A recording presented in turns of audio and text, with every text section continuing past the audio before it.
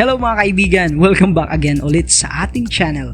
And today, ipapakita ko nga sa inyo kung paano ko to ginawa itong microphone ko.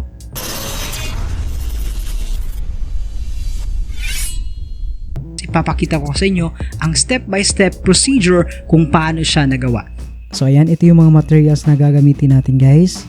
Itong 3-pin XLR male. Ayan, nakuha ko to sa aking Phantom Power. 2 wires, different colors at isang capsule. Nabili ko siya sa Shopee. Okay? So, ito yung gagawin natin. Hihinangan natin to guys. Itong XLR. 1 and 3 pins. Connect natin yung dalawa para sa negative at 2 naman sa positive. So, ito yung mangyayari sa kanya. Ayan. Okay, dalawa, 1 and 3. At ito yung negative. Tapos, yung number 2, ito yung positive natin. Very simple. Okay? So, kailangan mo lang manghinang. So, ito yung pinaka-itsura niya. Yan. So, red to red, black to black. Okay? That's it. Okay na siya. So, dito naman tayo sa mesh. Mesh grills muna tayo. So, kailangan natin ng toothpick container or kahit anong container meron kayo. So, gagawin natin itong mesh. So, ginagawa ko dito guys, binubutasan ko lang gamit ang ating soldering iron. Soldering gun. Next natin is bubuuhin na natin yung body niya. Sa pagbuo ng body, kailangan natin of course yung ating XLR to and capsule. Ilalagay natin dito sa cup, PVC cup na ginawa ko. Tapos kailangan nating i-lock gamit ang tawag natin dito. Bolt. Ayan.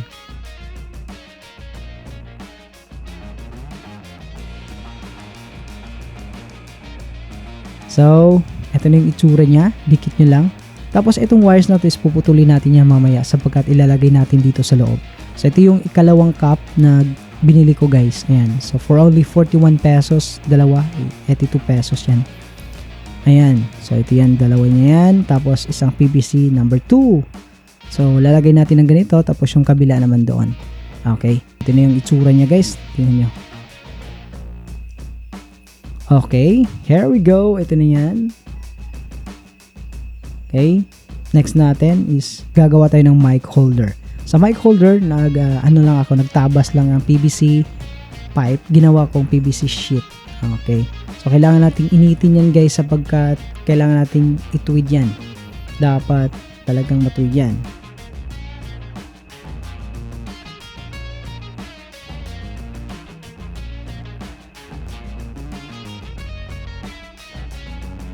Dito kasi kailangan nating sukatin para pantay yung natin, ginagawang holder. So, dapat pantay siya. Kailangan natin yun. So, kung gusto nyo gawin to guys, pwede naman. Kayo nang bahala or kahit anong materials ang gagamitin nyo or gagamitin nyo. For me, mas accessible kasi yung PVC dito.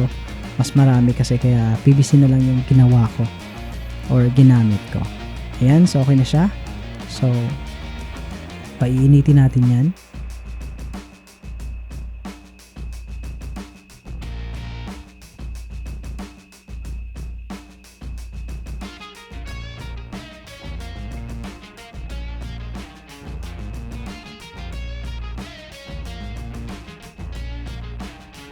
Okay, so ito yung magiging itsura niya guys. So, bubutasan natin yan dito. Kailangan natin sukatin para pantay. Yan.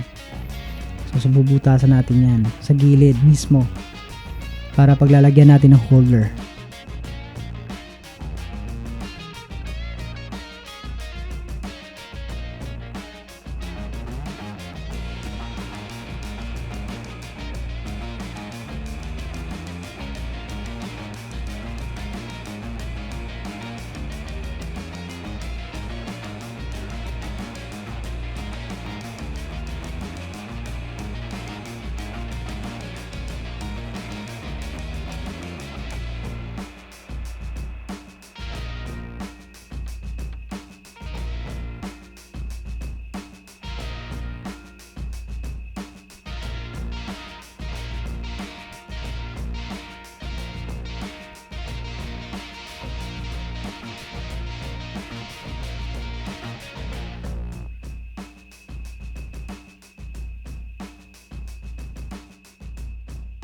Pasok lang natin yung dalawang bolt na yan.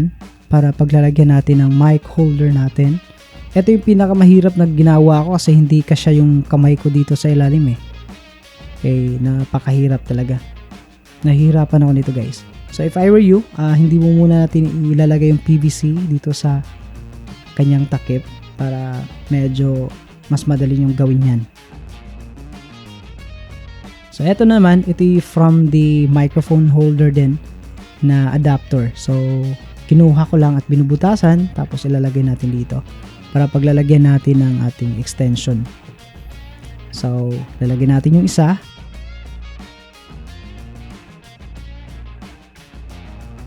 Ito guys, ito yung mga nut or mga lock ng ating boom arm na wala nang gamit. Kinuha ko lang para meron tayong magiging lock. Okay. So wala na kasing gamit yung boom arm natin yung isa. Kaya ginamit natin. It's up to you kung anong gagamitin niyo para magiging lock doon. Okay, pagkatapos kukuha tayo ng foam ng konti. Ito siya is ilalagay natin yan sa ilalim ng PVC pipe.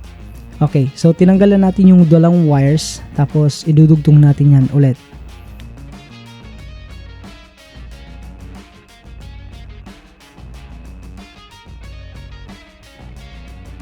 So, hinang muna natin. Actually guys, napakatagal kong huminang ito kasi hindi ako marunong maghinang eh. Kailangan kasi walang gagawa ng project natin. So, yan dito natin ilalagay yung positive and negative ng ating wires. So, number 2, ito yung red one. Positive yan. Number 2 ng pin. At etong namang itong black one naman is para sa number 3 and number 1 pin ng ating XLR. Ayan, ito yung itsura niya. Pasok na natin dito. Okay, so bago nyan, again, lalagyan natin ng foam. Tapos yung wires nyo dapat secure nyo yan. Dapat hindi magkadikit yung positive and negative niya. So ginawa ko, nilagyan ko ng electrical tape bago ko siya pinapasok. Para magkahiwalay silang talaga. Hindi pwede makadikit yan. Mahirap na. Okay, so ganun pa rin yung process na gagamitin natin. Iinitin natin yung PVC para mailagay natin dito. May pasok. At eto nga pala yung capsule na ginawa, natin. Binutasan ko na tapos inilagay sa PVC yung pinakauna.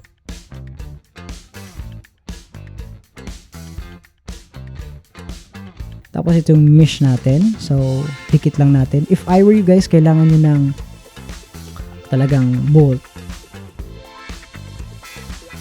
Okay, para magiging stable siya. So, salpak lang natin yan. Ayan. And of course, meron tayong wind foam. Wind muff. Nabili natin yan. Buy one, take one.